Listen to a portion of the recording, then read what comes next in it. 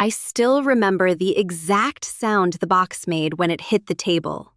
Not loud, just this dry little thunk, like a judge's gavel in a courtroom nobody asked to be in. My dad didn't even sit down. He stayed standing at the head of the dining table, one hand on the back of his chair, the other hand resting on this little white DNA kit, like it belonged to him. The air conditioner was humming in that annoying way it does when it's trying too hard, and the pot roast smell was still hanging in the room. My mom had cooked all day, like food could smooth out the sharp edges of a man who enjoys cutting. Dad looked at me. Not angry, not sad, just certain.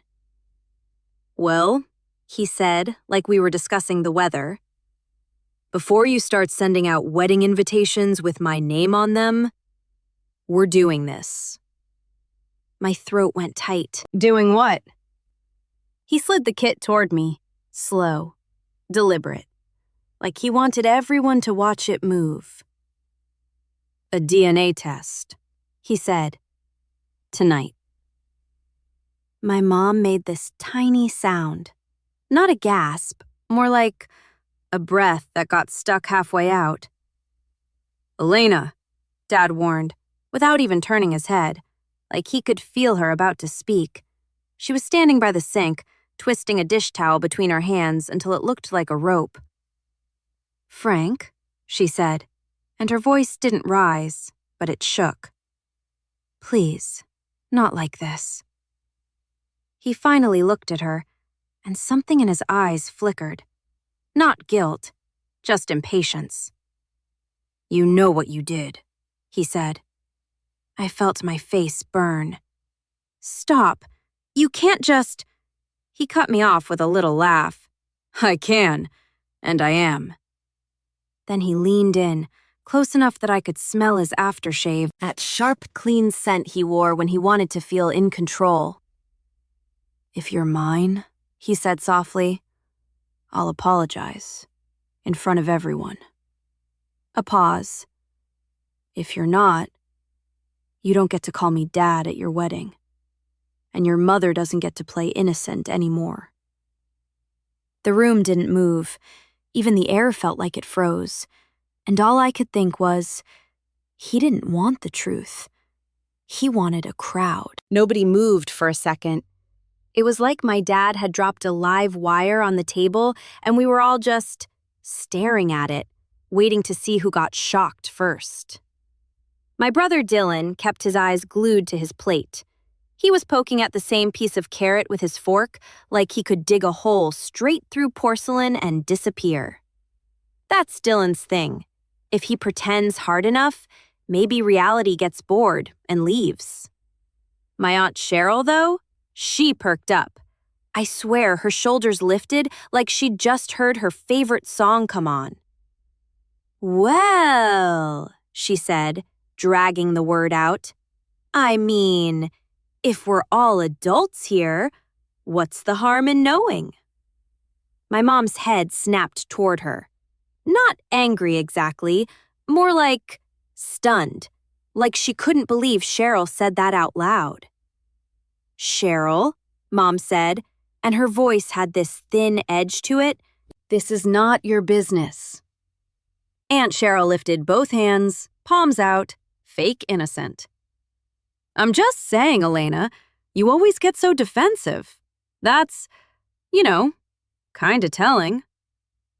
I felt my stomach drop. That was the first time it hit me. My dad hadn't just brought a DNA kit. He'd brought an audience. My grandmother Ruth sat at the far end of the table, perfectly still. She didn't say a word. She just watched my dad the way you watch a dog you don't fully trust around kids. Calm, alert, ready.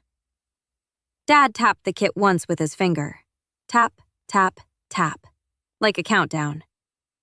"Here's what's gonna happen," he said. "Maya takes the test. We mail it, we get the results, and then we all stop pretending." "Stop pretending?" I repeated, and my voice came out smaller than I wanted. You've been pretending I'm not your kid for my entire life. He didn't blink. I've been patient. That's what I've been. Jordan squeezed my knee under the table so hard it almost hurt. Frank, he said carefully, like he was talking to a bomb. This is insane. You're doing this at dinner? Dad turned, smiled at Jordan like he was amused. Son, you can marry into whatever you want, but you don't get to rewrite my reality. Then he looked back at me.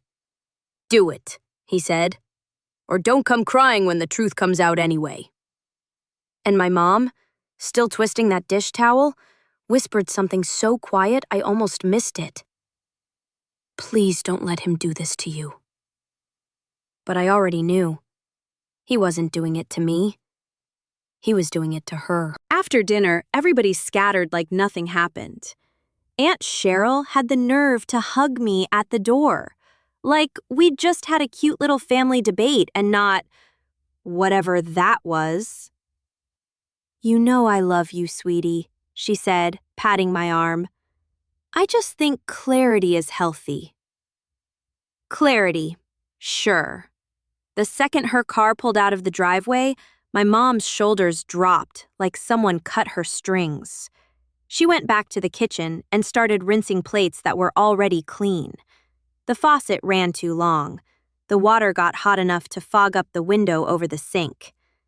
Dylan mumbled something about work in the morning and disappeared upstairs. Jordan offered to help, but my dad waved him off. I'll handle my family, he said. And the way he said my made my skin crawl. I stood there for a minute, staring at the DNA kit on the table. It was so small. That was the weird part. A whole lifetime of suspicion, packaged like a toothbrush. And then, like my brain couldn't stand the silence, it started replaying old scenes, little clips, same theme. When I was 9, I remember sitting on the living room carpet, trying to braid my Barbie's hair, and my dad walking past with his coffee.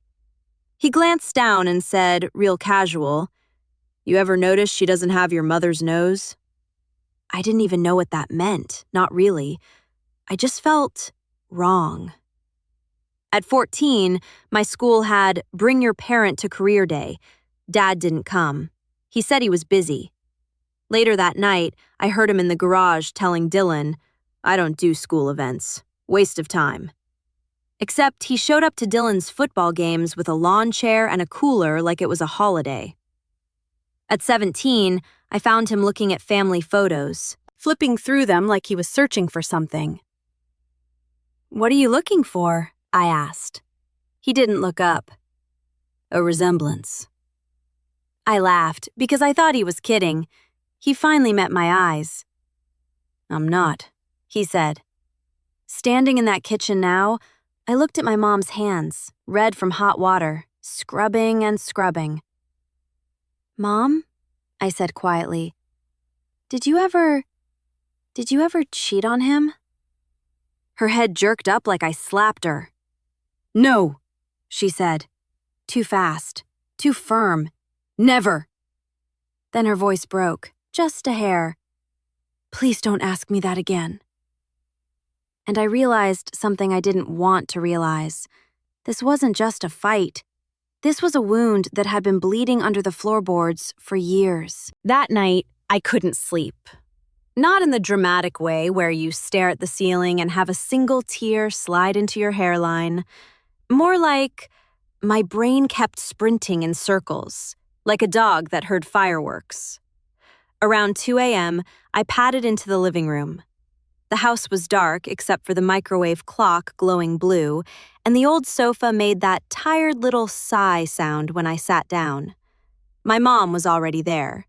She was sitting on the edge of the couch, still in her jeans, holding her phone in her lap like she'd been waiting for it to ring for 29 years. Mom? My voice came out whispery. Why are you up? She didn't look at me right away. She just stared at the blank TV screen, like it might start talking first. I never got to hold you, she said. I blinked. What? Finally, she turned her head. Her eyes were shiny but dry, like she'd cried earlier and ran out. When you were born, she said slowly, they took you. And they didn't bring you back for hours. I sat up. Because you had a C-section? She gave this tiny shake of her head. No, not just that. She swallowed. Her hands were twisting the corner of a throw pillow now, same way she twisted that dish towel. There was a storm, she said. The lights were flickering. People were running in the hallway. I remember hearing a nurse say, bracelet printers down. My stomach tightened. A bracelet printer? She nodded like she hated herself for remembering. They put this band on my wrist, she murmured. And then they put one on you, and I swear to God, the ink looked smeared, like it got wet. I could hear the fridge kick on in the kitchen, that low motor hum, and it suddenly felt too loud. Mom, I said, trying to keep my voice steady. Did you tell Dad any of this? She let out a short laugh that wasn't funny. He doesn't want explanations, she said. He wants a story where he's right. Then she reached out and grabbed my hand, fingers cold. Promise me something, she whispered. If you do that test, do it somewhere he can't touch. And in that moment, I realized she wasn't scared of the results. She was scared of him controlling them. The next morning, the house smelled like burnt coffee. Not the cozy kind, the left it on too long because nobody slept kind. Jordan and I sat at the kitchen island with my mom's old ceramic mug between us, like it was some fragile little peace treaty. My dad was out in the garage, of course. He always goes to the garage when he's about to start a war, polishing tools, wiping the same spot on his truck, pretending he's calm. Jordan leaned in and lowered his voice. Okay, he said. We're not using his kit. My mom let out a breath like she'd been holding it since last night. Thank you. I mean, Jordan added, rubbing his thumb along the edge of his phone case, we do it the right way. Independent lab, chain of custody, no funny business. I nodded, but my stomach still felt hollow. He's gonna freak out. Jordan shrugged, but his jaw tightened. Let him. He doesn't get to control this. My mom reached across the counter and touched my wrist, just lightly. Her fingers were warm now, but her hand still trembled. You're not doing anything wrong, she said. You hear me? I tried to smile. It came out crooked. Feels like I'm signing up to get punched in the face.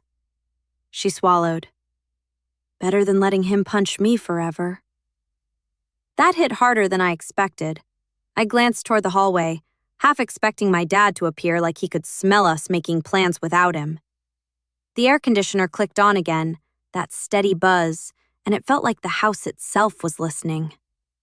Jordan stood up. We'll go today, he said, before he can change the story. I grabbed my keys, then hesitated. Mom, are you sure you're okay with this? She stared at the sink for a second. Then she looked at me, eyes glassy but steady. I've been sure for 29 years, she said quietly. I'm just tired of being the only one who pays for his suspicion. As we walked out, I could hear my dad in the garage whistling, like he already knew he'd win. And that's what scared me. The lab was in this bland little office park, the kind with sad landscaping and a fountain that never looks clean. Inside, it smelled like hand sanitizer and cheap carpet. A woman at the front desk smiled like she'd said the same sentence 1,000 times. Name? Maya Harper, I said, and my voice sounded too normal for what was happening. She handed me a clipboard. Fill this out, and just so you know, we do verify identity. Photo ID, signature, the whole thing. Jordan squeezed my hand. Good, he muttered under his breath. We sat in plastic chairs that were trying to pretend they were comfortable. The air was cold in that way offices do on purpose, like they think if you shiver, you'll move faster. A nurse called my name. Not a nurse, actually, a tech.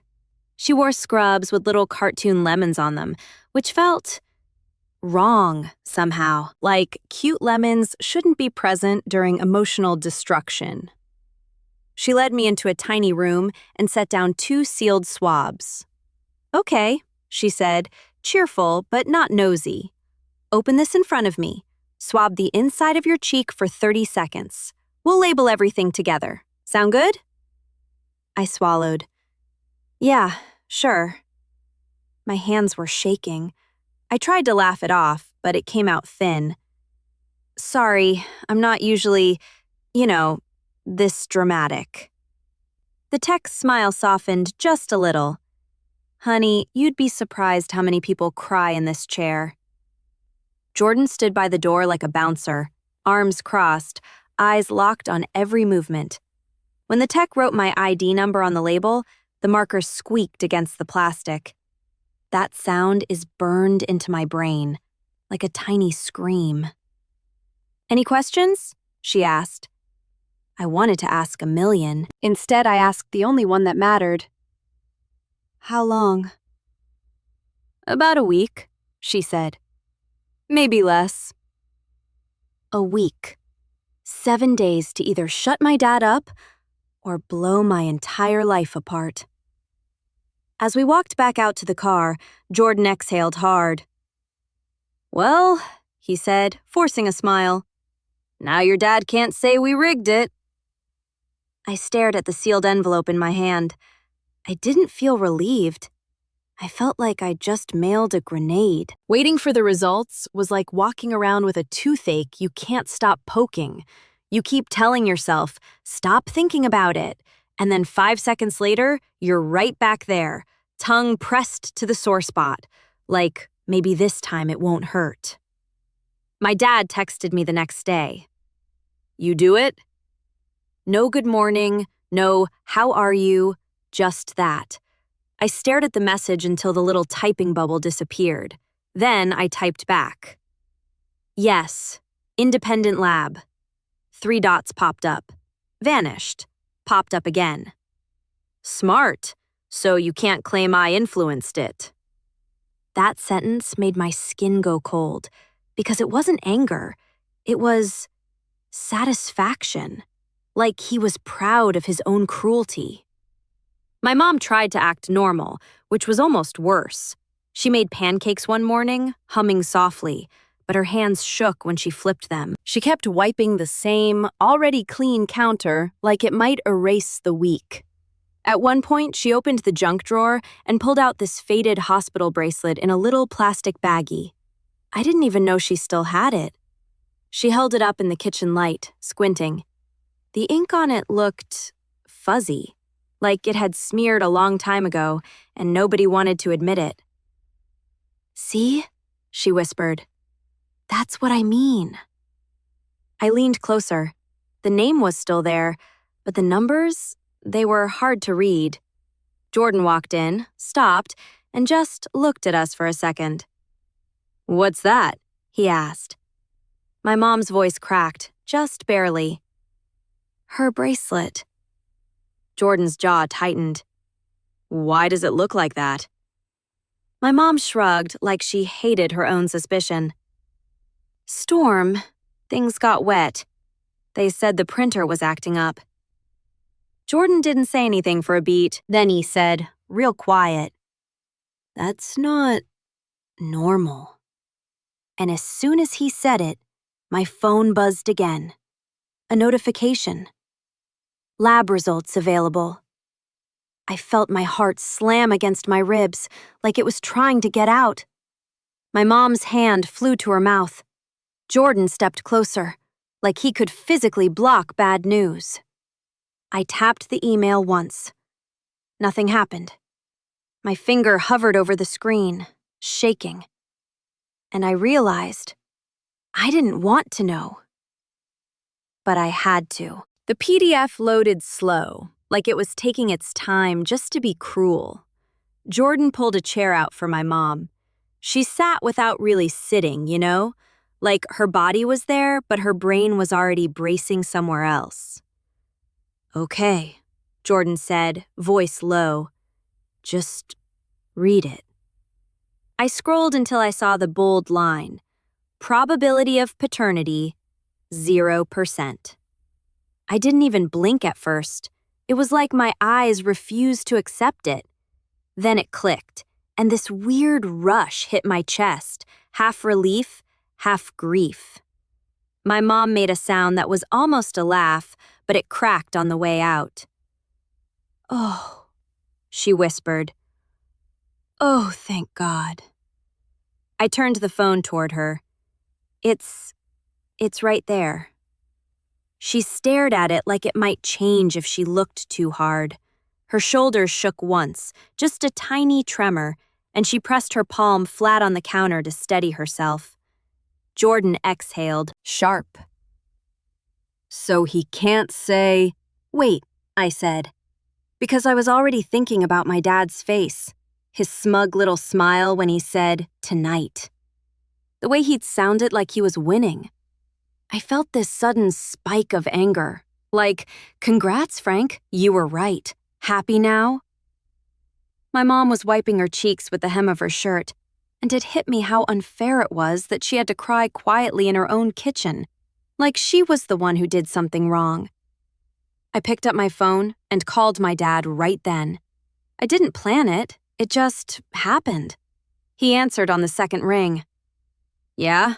he said, like he'd been waiting. I didn't bother with hello. "You're not my biological father," I said. Silence. Not shocked silence, just a pause. Like he was letting the words settle into the room on purpose. Then he let out a slow breath through his nose. He said. "Told you." Jordan's eyes narrowed. My stomach dropped. "You're not surprised," I said. Dad's voice stayed calm. Too calm. "I'm not stupid," he said. "So what's the next part say?" "The next part?" He chuckled, low. "Don't play games, Maya. Read me the rest." My mom looked up at me, eyes wide, and I realized he wasn't done. He was just getting started. My finger hovered over the screen. I didn't want to scroll. I mean, who wants to scroll into bad news? But my dad was still on the line, breathing into the phone like he was inches away. "Read it," he said. Jordan mouthed, "Hang up." I should have. I didn't. I dragged the PDF down with my thumb, slow. The kitchen felt too bright. The overhead light made everything look harsh, like it was exposing us on purpose. There it was. Probability of maternity, 0%. For a second, my brain refused to process it, like my eyes were lying, like the letters were in a different language. "What?" I whispered. My mom leaned forward, and I pulled the phone back instinctively, like it could burn her. Jordan's face changed. His whole posture went rigid. On the phone, my dad went quiet. Not shocked quiet, just listening. "Well," he finally said. My voice came out thin. It says Mom isn't my biological mother." The silence on his end was so long, I checked to see if the call dropped. Then he exhaled. "Huh," he said, like he'd just confirmed a suspicion about a leaky pipe. My mom made this broken little sound, halfway between a gasp and a sob. She grabbed the counter with both hands, knuckles white. "No," she said. "That's wrong. That has to be wrong." Jordan stepped in close to her. Hey, sit down. Breathe."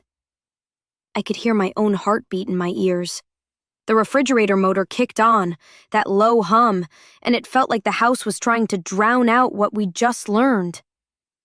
On the phone, my dad's voice got sharper. "So," he said slowly, "what are we calling her now? Not mine, not yours. What does that make her?" I felt something hot rise in my throat. "Stop," I snapped. "Just stop talking like she's an object." Dad laughed once. "You're emotional. That's fine. But don't act like this came out of nowhere." Jordan took the phone from me before I could say something I couldn't take back. "Frank," he said, voice low and dangerous, "you don't get to enjoy this." My dad didn't yell. He didn't argue. He just said, softly, like a warning, "Get the full report. Bring it to me." Then he hung up. And my mom slid down into the chair like her legs forgot what they were for. All she could whisper was, "I gave birth to you." I stared at the screen again, because the PDF didn't care what she remembered. We sat there for a while, just stunned. My mom kept rubbing her thumb over the same spot on the mug, like she could polish the truth off it. Jordan opened the fridge and stared inside without taking anything out. I think we were all trying to do a normal action so we wouldn't fall apart. Finally, Jordan cleared his throat. "Okay," he said. "Step 1. We confirm. We call the lab. We make sure there wasn't a mix-up." My mom's head snapped up. Yes, do that, please." I called. My hands were so sweaty, I almost dropped my phone again. A woman answered with a bright, practiced voice. "Thank you for calling." I cut her off. "Hi, I just got results back, and something's not right." There was a pause while she pulled up my file. I could hear typing. Little clicks. Too casual for what it was doing to my life. "Okay," she said, tone shifting to professional. "I see the report. We ran it twice. The sample integrity was confirmed. Identity verified. These results are accurate." Accurate. That word felt like someone slammed a door. My mom whispered, "No," like it was a prayer. Jordan leaned close to the phone. "Is there any chance the maternity section could be wrong? Like a labeling error?" The woman didn't sound offended, just tired. "Sir, we have safeguards for that. Chain of custody, multiple checks. If there was an error, it would flag."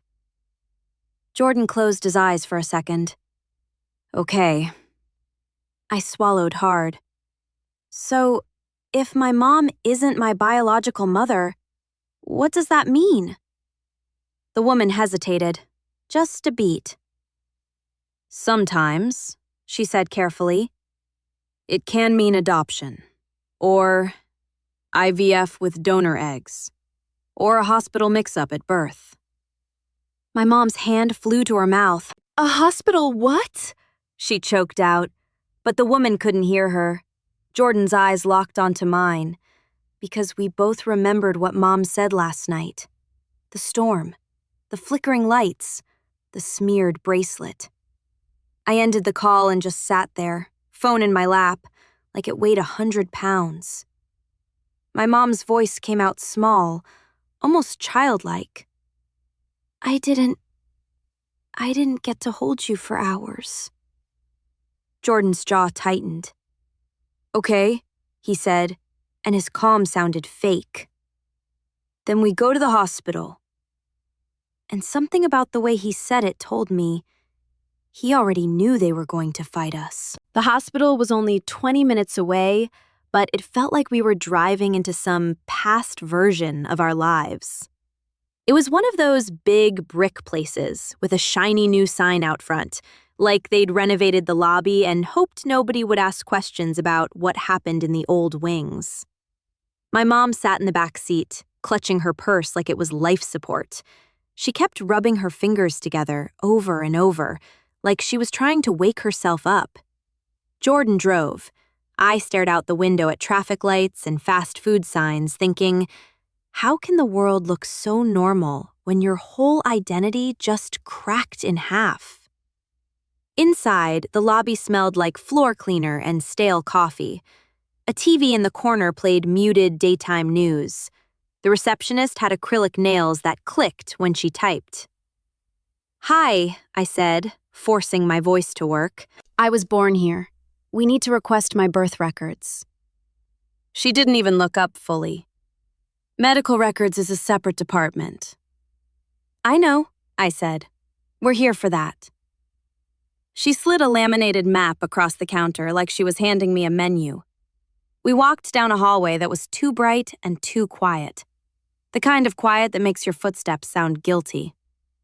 Medical records was behind glass, a little speaker, a sign that said, "No phone calls will be answered regarding record requests," like they already hated you. A woman in a blue cardigan appeared behind the window. She smiled, but it didn't reach her eyes. "Can I help you?" Jordan leaned toward the speaker. "We need the full birth chart, bracelet logs, NICU intake notes, whatever exists. There's a discrepancy." The woman's smile tightened. "We can provide what's available with proper documentation." I handed over my ID. My mom slid her own across like she was afraid it might get rejected. The woman typed. Click, click, click. Then she paused. Just a tiny pause. But I saw it. Her eyes flicked to a second screen. Her mouth pressed into a line. "Okay," she said, too smooth. "You'll need to fill out these forms. Turnaround is up to 30 business days." 30? Jordan repeated. "For records from—" "Ma'am," she cut in, still polite, "that's our policy." My mom leaned forward, voice trembling.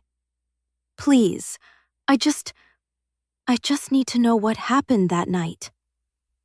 The woman stared at her for one beat longer than necessary. Then she said, softly, like a warning, "Some records don't exist anymore."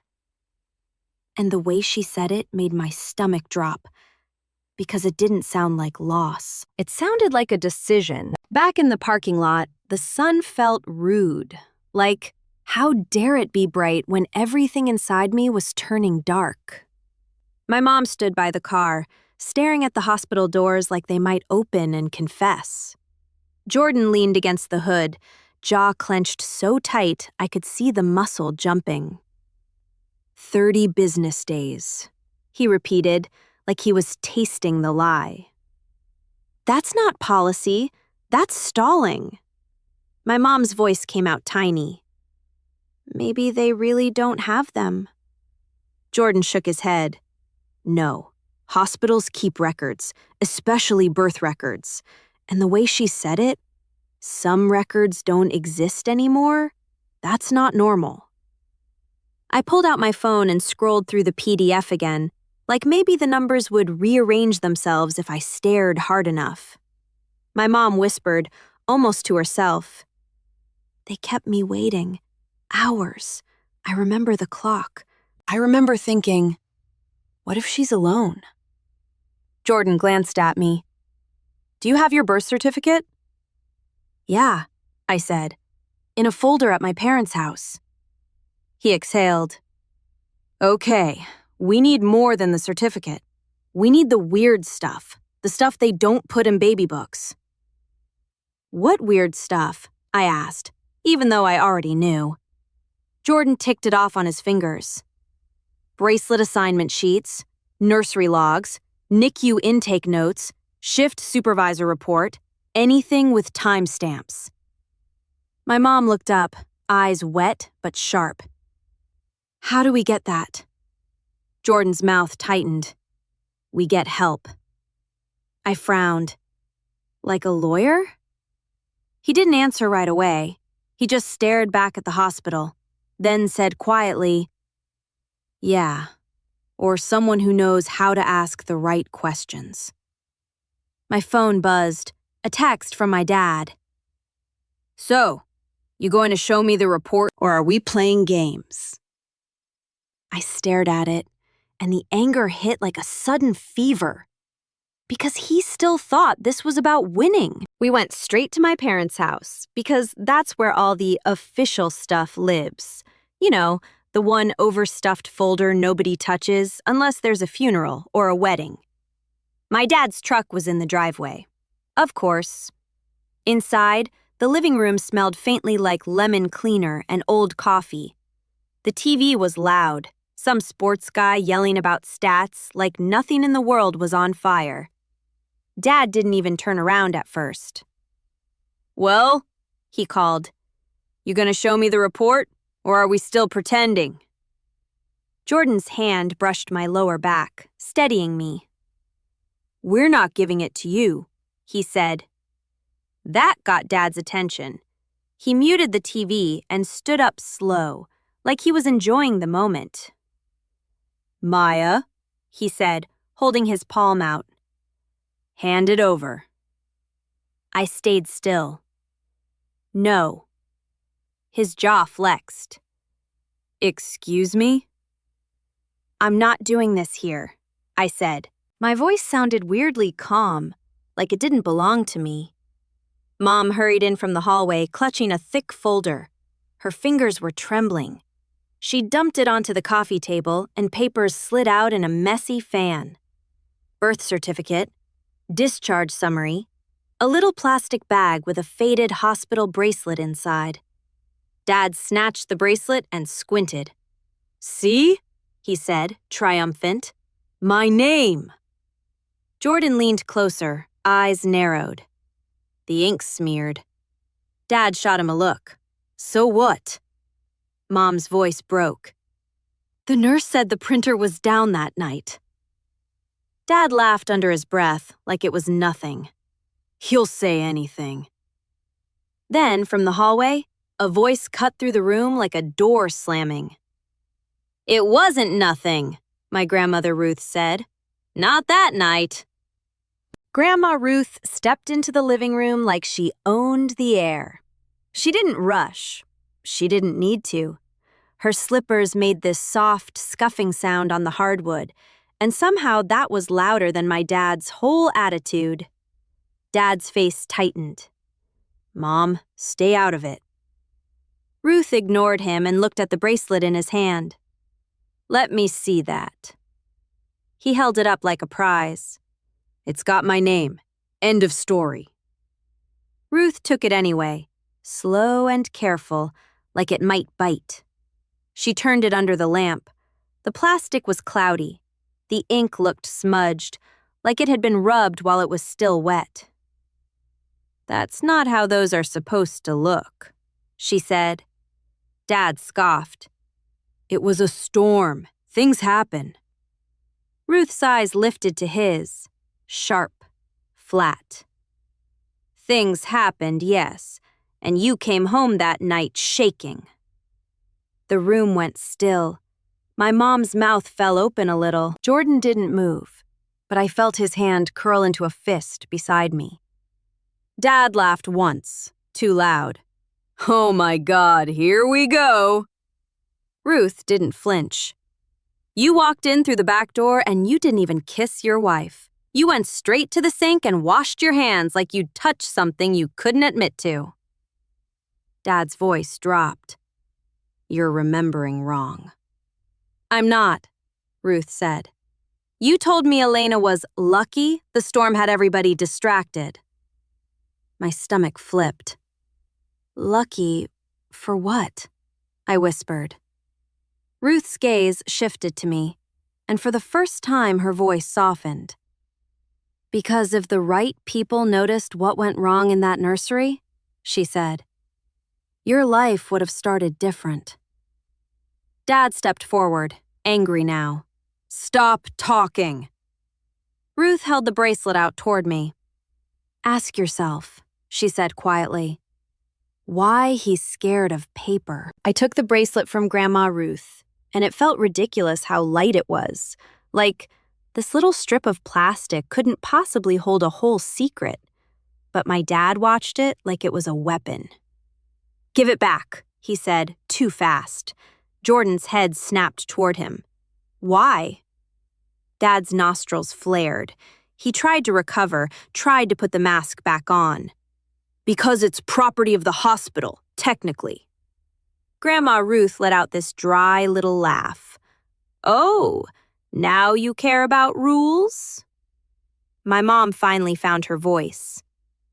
"Frank," she said, and it came out shaky. "What did you mean, lucky?" Dad looked at her like she was annoying him on purpose. "I don't know what my mother's talking about. She likes drama." Ruth didn't blink. "You told me you saw nurses running around. You told me there was confusion in the nursery. You told me—" "Thank God the storm made everyone distracted." I stared at my dad. "You were there." He scoffed. "I was in the waiting room." "Were you?" Jordan asked, quiet. "Or were you somewhere else?" Dad's eyes flashed. "Watch your tone." Jordan didn't back up. "Watch yours. You've been accusing her for 29 years, and now you're acting like you're not even surprised." My dad's jaw worked like he was chewing anger. For a second, I thought he might actually say something real. Instead, he pointed at me.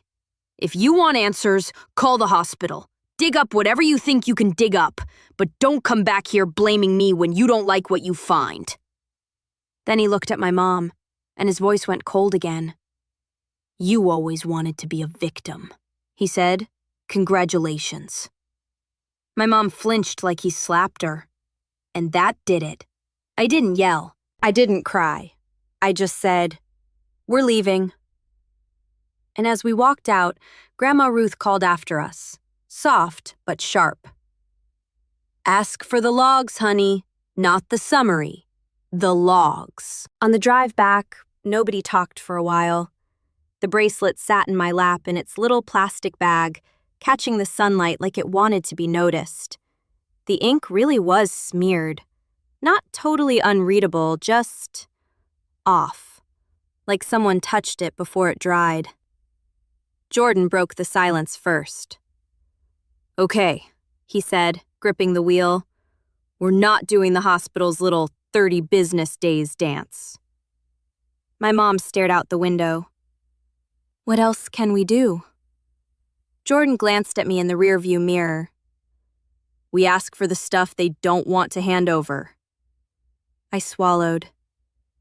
"The logs." He nodded. "Bracelet assignment sheets, nursery sign-in, shift supervisor report. Anything with timestamps." My mom's voice came out shaky. "I don't even know what those words mean." "Most people don't," Jordan said. "That's why hospitals get away with things. They give you the pretty summary and keep the ugly paperwork in a drawer." I stared at the road rushing under us, the way the lines blurred, and suddenly I had this weird memory flash. Not even a memory, more like something my mom used to say when she was stressed. "They told me you were quiet when you came out," she'd whispered last night. "Not crying right away." I turned in my seat. "Mom?" She blinked, like she'd forgotten I was there. "What, honey?" "Do you remember the time?" I asked. "Like, the exact time?" She frowned. "The paperwork says 2:11. But you said you heard someone say 2:23. Her face tightened. "Yeah, I did." Jordan's hands tightened on the wheel. "That's 12 minutes. My stomach dropped. 12 minutes doesn't matter, unless something happened inside it.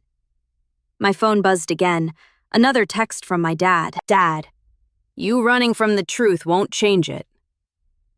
I stared at the screen and felt this cold certainty settle in. We weren't running from the truth. We were running straight toward the part somebody buried. Jordan's Aunt Tessa is one of those people who somehow knows everything without sounding like she's bragging about it. Paralegal, clipboard energy, always wearing a cardigan, even in July. We met her at this little coffee shop off the highway. The place smelled like espresso and cinnamon syrup, and the barista kept dropping ice into cups like punctuation. Tessa slid into the booth, took one look at my face, and said, "Okay, you look like you just found out the sky is fake." Jordan gave her the short version. DNA. 0%. Hospital being weird. My dad being my dad. Tessa didn't gasp. She didn't do the dramatic, "Oh my God." She just nodded slowly, like she was filing it away. "First thing," she said, pulling a pen from her purse, "stop asking for birth records. That's what they want you to ask for. They'll give you a clean summary and call it a day." My mom blinked. "So what do we ask for?" Tessa started writing on a napkin, like she was drafting a grocery list. "Chain of custody logs," she said. "Bracelet assignment sheets, nursery census logs, NICU intake notes if you were transferred, shift supervisor report, incident reports, anything tied to that storm night." I swallowed. Will they even give that to us? Tessa's mouth tightened. Not willingly. Jordan leaned forward. "So what do we do?" Tessa tapped her pen twice. Tap, tap. Same rhythm as my dad tapping that DNA kit. "We make it official," she said. "Written request, specific terms, and if they stall, we escalate." My mom's voice shook. "Escalate how?" Tessa looked at me, calm but serious, "By making them understand you're not going away." I stared at the napkin full of words that felt like keys. And for the first time since that PDF loaded, I felt something besides fear. I felt momentum. That night, we sat at Jordan's kitchen table with Tessa's napkin in the middle, like it was a treasure map. My mom kept smoothing it out with her fingertips, over and over, like the paper might wrinkle and ruin our chances. Jordan typed up the request on his laptop. The keys clicked fast, sharp, nervous. I watched the words appear and felt weirdly detached, like I was watching someone else's life get processed into legal language. Jordan, reading as he typed, "We are requesting bracelet assignment sheets, nursery census logs." My mom whispered, "I can't believe this is real." I stared at my hands. I feel like I'm trying to prove I exist. Jordan paused and looked at me. "You do exist." "Yeah," I said, and laughed once, dry, but apparently not on paper. When the letter was done, Tessa had us add one more line, the one that made the whole thing feel like a threat. "Tessa, put this. Please preserve all records related to the night of, and include the storm date. Preservation language matters." My mom flinched at that word, preserve, like we were talking about evidence in a murder case. We printed it. The printer in Jordan's apartment made this whining sound and spit out warm pages that smelled like toner. Jordan signed first, then me, then my mom, her signature shaky. When I sealed the envelope, I felt my pulse in my fingertips. My phone buzzed. A call from Dad. I let it ring. Jordan watched me. "You want to answer?" I shook my head. No. If I hear his voice right now, I'll either cry or scream. The voicemail popped up a minute later. "Dad, voicemail. You think paperwork's gonna change blood? Call me when you're done embarrassing your mother." My mom's face crumpled for a second. Just a second. Then she straightened her shoulders, wiped her cheeks with the back of her hand, and said, Mail it. So we did. And the second it left our hands, I knew something else, too. If the hospital was hiding something, they just got warned. The waiting after that was worse than the DNA test. Because now, it wasn't just my family being awful, it was an entire institution deciding whether I deserved the truth. A week went by, then 2. Every day my mom checked the mailbox like it might bite her. She'd walk out in her slippers, squint at the little red flag, and come back empty-handed, pretending it didn't hurt. One afternoon, I stopped by her house and found her at the kitchen table with her old baby book open. The pages were worn, corners curled like she'd read them 1,000 times. She pointed at a line in her handwriting. "Look," she said, voice small. 211. Then she flipped a page and showed me a sticky note tucked inside. It was yellowed, almost falling apart. "Your dad wrote this," she whispered. On it, in my dad's blocky handwriting, "Ask about the delay. Nursery mix-up?" My stomach turned. He wrote that back then? My mom nodded, eyes glossy. "I found it years ago. I didn't understand it. I thought maybe he meant paperwork." Jordan, standing behind me, went very still. "That's not paperwork," he said quietly. My phone buzzed again. Dad. This time I answered, because I couldn't not. "What?" I snapped. His voice was syrupy. "You get your precious records yet?" "No," I said. He chuckled. "Maybe because there's nothing to find." I gripped the phone so hard my fingers hurt. "Why did you write nursery mix-up in Mom's baby book?" Silence. Not long, just enough. Then he said, too quick, "I don't know what you're talking about." And he hung up. Jordan stared at me. He hesitated. He said. My mom pressed her palm to her chest like she couldn't breathe, and I realized something terrifying. My dad wasn't just accusing my mom for fun. He was protecting himself from a memory he didn't want dragged into daylight. The hospital finally responded on a Friday afternoon, which felt intentional, like they wanted it to land right when offices close and nobody can get answers. It wasn't a call, not even an email with a real person's name, just a thick envelope with the hospital logo dropped into my mom's mailbox like junk mail. We opened it at her kitchen table, the same table where she used to cut my birthday cake.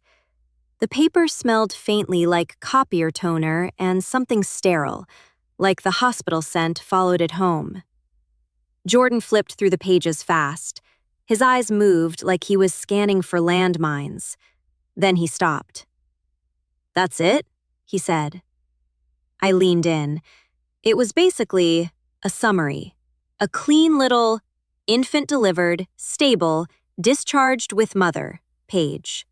No bracelet sheet, no nursery log, no incident report, nothing with timestamps. My mom's voice came out breathy. "But where's the rest?" Jordan turned the last page, like maybe the truth was hiding behind it. Nothing. At the bottom was a line that made my skin prickle. Certain records are no longer available due to retention policies. Jordan laughed once, sharp. "Retention policies," he repeated. "For the logs? For bracelet assignments? That's convenient." My mom's hands started shaking. She grabbed a napkin and wiped at a spot on the table that wasn't even dirty. "I'm not crazy," she whispered. "I know what happened. I know they kept me waiting." I stared at the packet and felt this slow anger spread through my chest. Because it wasn't just missing paperwork. It was missing on purpose. Jordan pulled out his phone. "I'm calling Tessa." My mom looked up, eyes wet. "What's she going to do?" Jordan's voice went low. "She's going to tell us who to pressure next." I swallowed hard. or who to find. Because suddenly, the hospital didn't feel like the enemy. It felt like a locked door.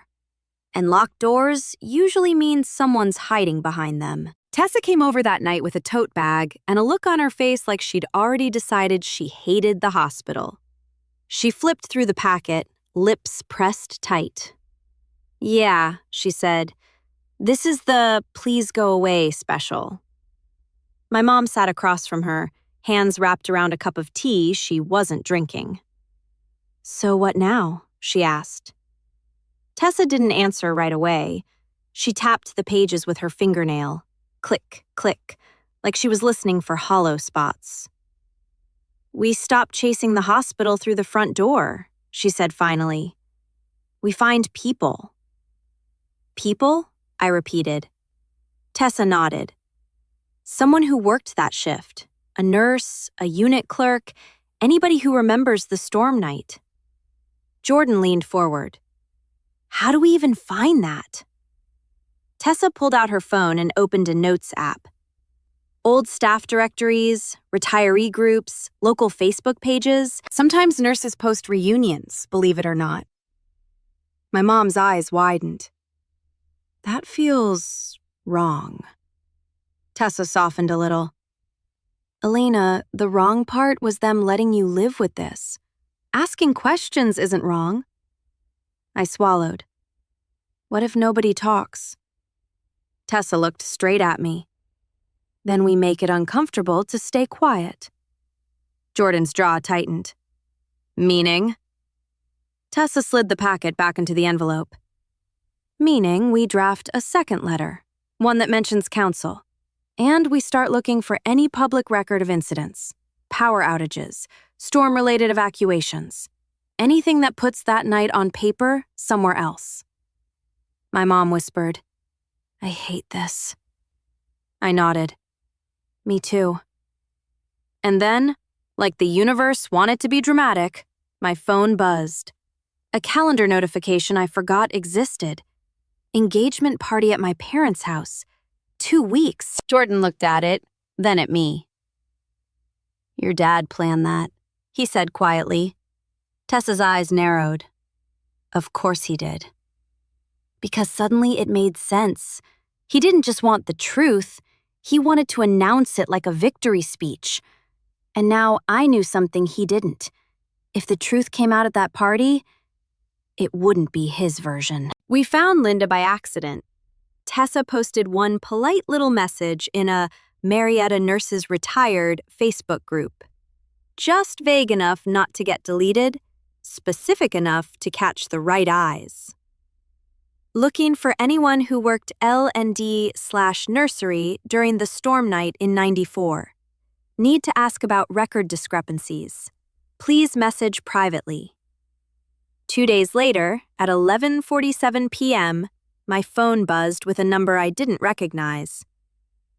"Stop asking questions." I stared at it.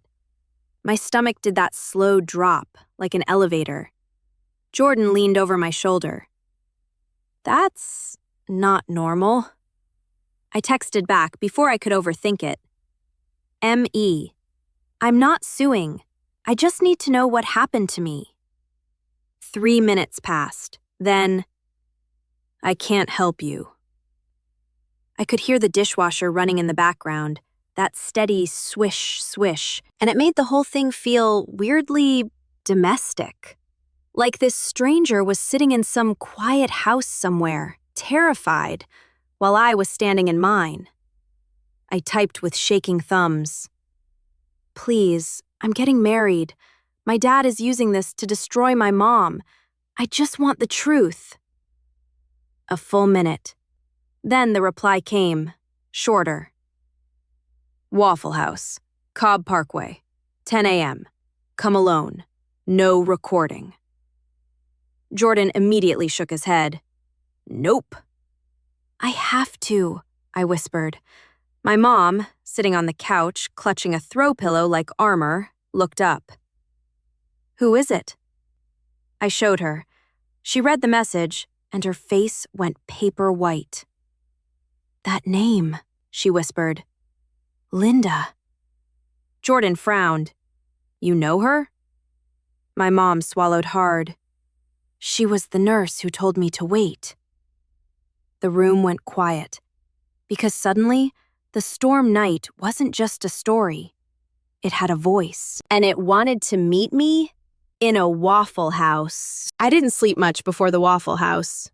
I kept imagining 100 versions of it. Linda not showing. Linda showing with cops. Linda showing and saying nothing. The kind of fear that makes your brain write disaster fan fiction at 3 a.m. By morning, the sky was that flat Georgia gray, like the weather couldn't commit to being a day. Jordan wanted to come. He practically begged. I'll sit in the car, he said. I won't even breathe too loud. I shook my head. She said alone. He didn't like it, but he handed me his spare phone anyway. If you feel weird, you call me. Immediately. The Waffle House smelled like coffee that's been reheated too many times and syrup that never fully leaves the tables. The kind of place where the floor feels slightly sticky no matter what hour it is. Linda was already there, in a corner booth with her back to the wall. She looked smaller than I expected. Late 60s, maybe? Hair pulled back tight. Hands wrapped around a mug like it was an anchor. She didn't smile when I walked up. She just looked at my face for a long second, eyes narrowing, like she was lining me up with a memory she didn't want. You're Elena's, she said. My throat tightened. The DNA says I'm not. Linda's mouth twitched like that hurt her. She glanced toward the windows, then leaned forward. I told myself, she whispered, if it ever came back around, I'd keep my mouth shut. I slid into the booth, heart hammering. Why are you here then? Linda's fingers trembled slightly as she reached into her purse and pulled out a small notebook. Old, worn, the corners softened by time. She set it on the table between us like a confession. We weren't supposed to keep anything, she said. I stared at it. Linda's voice dropped to barely above the diner noise. But I did. And before I even opened it, I knew. This wasn't going to be a story about my dad anymore. This was going to be a story about that night. Linda didn't open the notebook right away. She just traced the cover with her thumb, like she was trying to decide if she deserved to hand it over. You have to understand, she said, eyes flicking to the waitress, then back to me. That night was chaos. People love to romanticize storms, like it's just rain and candles. No, it's panic. It's alarms. It's staff calling out. It's generators that don't kick on fast enough. My mouth went dry. My mom said the bracelet printer was down. Linda gave a small, bitter nod. It jammed, twice. And the labels? The ink smeared if your gloves were wet. She finally flipped the notebook open. Inside were tight, messy lines. Times, initials, little arrows, like someone trying to keep control with a pen. She tapped a page. 2 baby girls, she whispered, born within minutes. My stomach turned. Minutes? Linda swallowed. I shouldn't be telling you this. Then why are you? I asked, and my voice cracked. Her eyes lifted. They looked tired, like she'd carried this for too long. Because I watched your mother, she said softly. I watched her begging to see you, and I watched someone tell her, just wait, like she was asking for dessert, not her baby. I felt heat rush to my face. Who? Linda's jaw tightened. Charge nurse. Admin came down. Everybody was covering their, you know. She pointed at another line in the notebook. Bracelet reassigned, it said, in her handwriting. Temporary. I stared at it. Reassigned to who? Linda's hand trembled. She slid the notebook closer. 2:11, she murmured. 2:23. That's your 12 minutes. My pulse thudded. What happened in those 12 minutes? Linda's gaze darted to the window again, like she expected someone to be watching. Then she leaned in and whispered the sentence that made my whole body go cold. They didn't know which baby was which anymore. I just sat there, staring at Linda like she'd told me the floor was fake. They didn't know, I repeated, because my brain needed to hear it twice to believe it. They didn't know which baby was which. Linda's eyes dropped to her coffee. Her hands tightened around the mug. There were 2 bassinets, she said. 2 girls, both wrapped, both tagged. Badly. Then the generator hiccuped. Lights went out and back on. Staff moved babies to the hallway for a minute because alarms were going off in L&D. My throat felt raw. So what did they do? Linda's laugh was small and ugly. They did what people do when they're terrified of consequences. She leaned in, voice barely above the clatter of plates. They picked, she whispered. They made a decision and prayed nobody would ever challenge it. My heart started pounding so hard I felt it in my teeth. And my mom? I asked. Elena, she wasn't in on that. Linda shook her head fast. Your mother didn't even see you. She was in recovery. She was begging. She would have ripped the doors off that nursery if they let her stand. I swallowed, eyes burning. So, I'm somebody else's baby. Linda nodded once. I stared down at the notebook. Those messy lines suddenly felt like a map to a life that wasn't mine. Who was the other baby? I asked. Linda's gaze flicked up, and for the first time, she looked scared of me. I can't say names, she whispered. I shouldn't even be here. Linda, I said, and my voice came out shaky. I'm getting married in 2 weeks, and my dad is planning to humiliate my mom in front of our whole family. Linda's jaw tightened. Then she slid the notebook an inch closer and tapped one line with her finger. A last name, a room number, a date. Not enough to be certain, but enough to start hunting. And as I stared at it, one thought hit me like a punch. If the hospital picked, that means my real family has been living with the wrong story too.